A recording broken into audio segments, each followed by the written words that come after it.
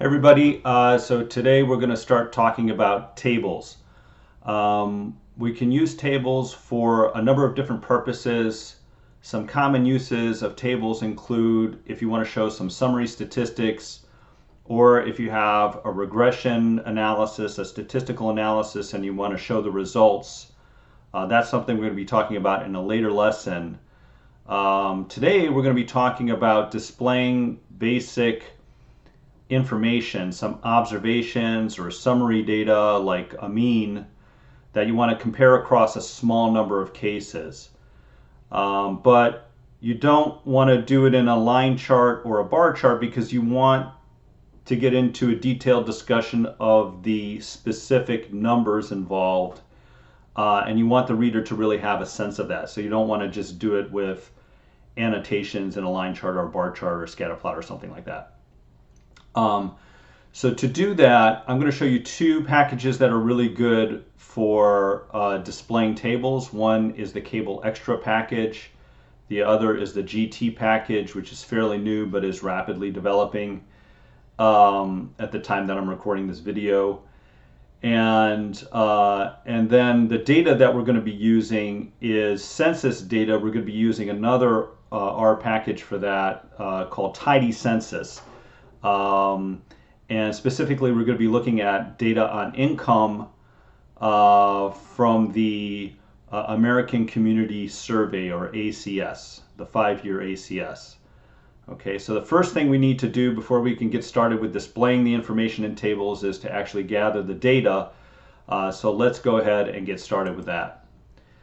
So for the tidycensus package, one thing you're going to have to do before you actually are able to download the data is you have to sign up for an API key, a census API key, to download the data, the census data, using the package. Okay, and I include instructions on how to do that on the course website for this module. So go ahead and do that. And then we'll start by loading the tidycensus package. And then you're going to type census underscore API underscore key. And then your API key is going to go here, whatever that is. You're not going to write your API key. You're going to write your actual API key there. All right, I've already loaded my API key. I'm not going to put it here because I don't want it to be public in a video. So I'm just going to go ahead and comment this part out. But that's a first step that you're going to have to do in order to be able to download the data. Okay, so let's just go ahead and write some text here to remind ourselves of what we're doing. So we're going to load tidycensus and set API key. All right, so then next thing we want to do is we want to use the load variables function from the tidycensus package to download the 5-year ACS data from 2017 to 2021. Okay, so we're going to load ACS variables for the 5-year ACS from 2017 to 2021. All right, so we'll go ahead and type. We can label this code chunk load variables, and let's go back up here and load and label this code chunk setup. So we're going to load variables, and we're going to load it into an object called v21 to remind ourselves that this is data from 2017 to 2021. Load variables, and if we put 2021 here as the year, then we're sure to get the ACS data for 2017 to 2021. So we're going to type ACS 5 because we want the 5-year ACS. And then you have this cache equals true option to cache the data for faster retrieval for future use if you want to do that. So we'll go ahead and set that to true. just sort of for awareness purposes, so you know it's there. Oops, it doesn't like this because I didn't type in label here.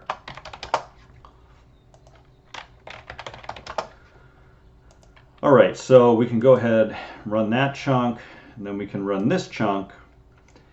And then what we should see here then is an object called V21. We can either type view up here in the console or just click on it to view it. All right, and then what we want to do here is we want to search. What we're going to want to visualize here are income quintiles, right? First, second, third, fourth, fifth quintiles, and then also the top 5% of wage earners for various states. All right. So what you can do to find, and what we're going to need is we're going to need the name of these variables that we want to extract, right, or download. So let's search this catalog here essentially for quintiles and or quintile. And what we see is a bunch of different quintile data, but what we want are the means for each quintile.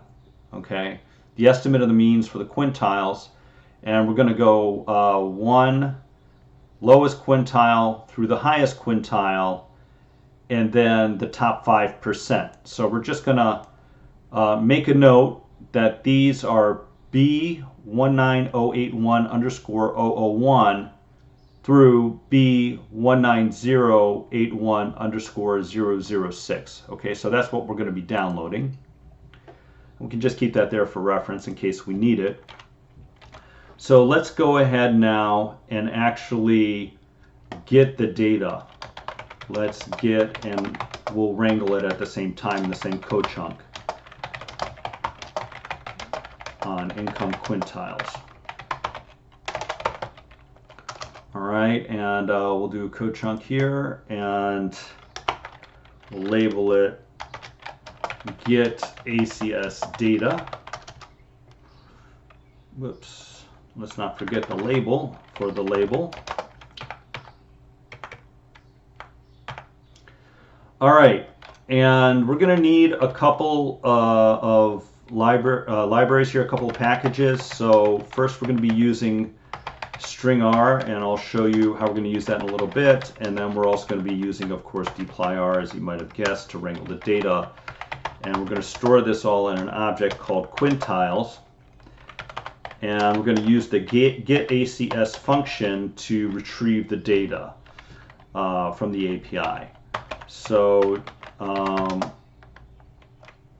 first we're going to specify the geography, and the two main geographies that we can get at the subnational level for ACS data or census data that political scientists commonly use are data for the state level or for the county level. We're going to use both in this module, but right now we're going to focus on state data.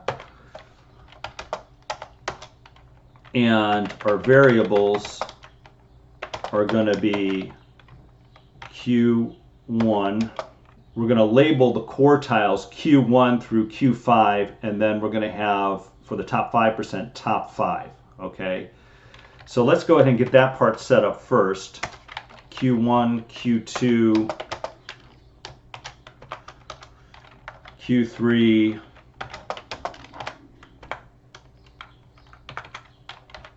need a comma after each of these.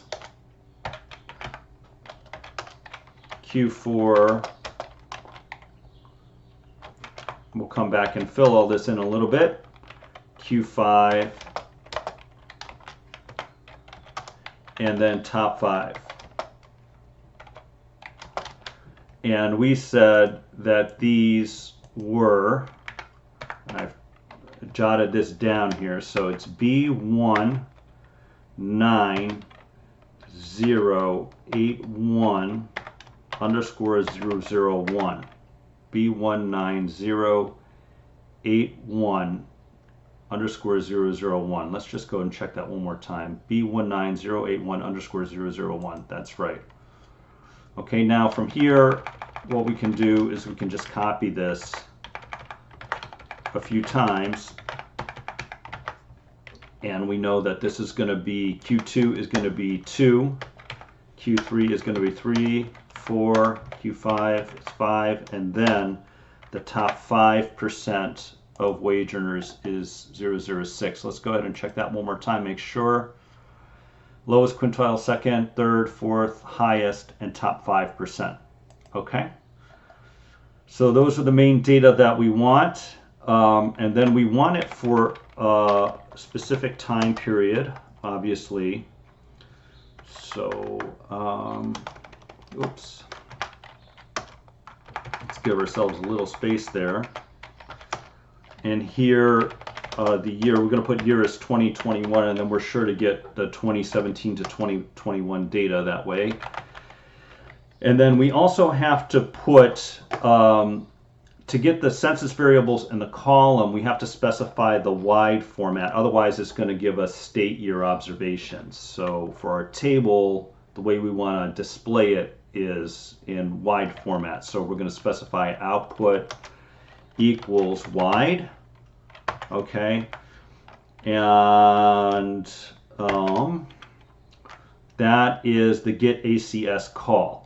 Okay, and from there, everything we're going to do is dplyr related. So let's go ahead and run this and just look at and see what it looks like.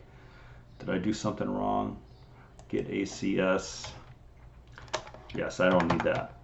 Okay, did it work? Yes, I think it did. Let's go ahead and look at it. Okay, so that looks pretty good, but notice that these variable names are a little messed up. We want to clean those up a little bit, and a janitor clean names call wouldn't necessarily do everything that we want to do, because we want to get rid of some of this. We don't need, so we get the estimate, and then we also get a margin of error, which we don't need for this table. And we also want to get rid of like these suffixes on the variable names. And we also don't necessarily need to download the GeoID. So let's go ahead and fix some of that. Let's start by removing the variables that we don't want. So we said we wanted to get rid of all of those margins of error. So for that, we can use a dplyr select verb. And we can do something sort of clever here. We can use another dplyr verb, ends with. Okay, and we want to remove all of the variables that end with m. So we can use ends underscore with, and then we want to not include all of those, right? So not underscore ends, not ends underscore with m, right? And that will remove all of those columns with the suffix m, which are our margins of errors, which we don't want to display in our table. All right, so that's one. And then the other is the GeoID. And just to get rid of that, we can just hit negative. We can just type negative GeoID. And that should get rid of the GeoID. All right. In addition to that, we want to go ahead and rename our state names and make them lowercase, because that's our convention, our naming convention for columns that we've been following throughout the course. And then finally, we want to get rid of these suffixes. We said we wanted to get rid of these suffixes here, E. So we want to keep the quartiles, right? The estimates of the means of the quintiles, excuse me. And, but we want to get rid of this capital E. Okay, and so we can do, to achieve that, we can use rename with another dplyr verb. And we can use a function from the string-r package called string remove. And to use it here, we're going to do within this dplyr function rename with, should be with, we're going to do a one-sided function.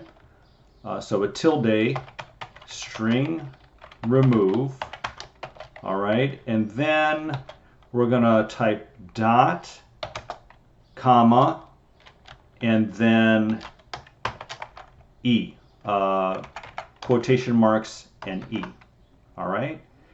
And that's going to remove this E from, it's going to rename all of the columns so it doesn't have that capital E. All right? And here, this dot, in case you're wondering about that, that is basically a placeholder that tells string remove what data we want to apply the string remove function to. Since we're using a pipe operator here, rather than writing the name of the data frame, we just put a dot to tell it to use the existing data frame. Okay, so that's a little bit complicated, but that's how that works, and it should work. So let's go ahead and run that and see if it worked. All right, and we'll go ahead and open that again. And there we go. We've gotten rid of our margins of error. We got rid of the GOID. We renamed this column, and then we removed that annoying suffix, a capital E, from all of our quintiles, okay, as well as the estimate of the top 5% of wage earners, the income estimate of the top 5% of wage earners. All right, so those are the data, and next we're going to display these in a table. We're going to start off with a cable extra table. That's in the next lesson. I'll see you there.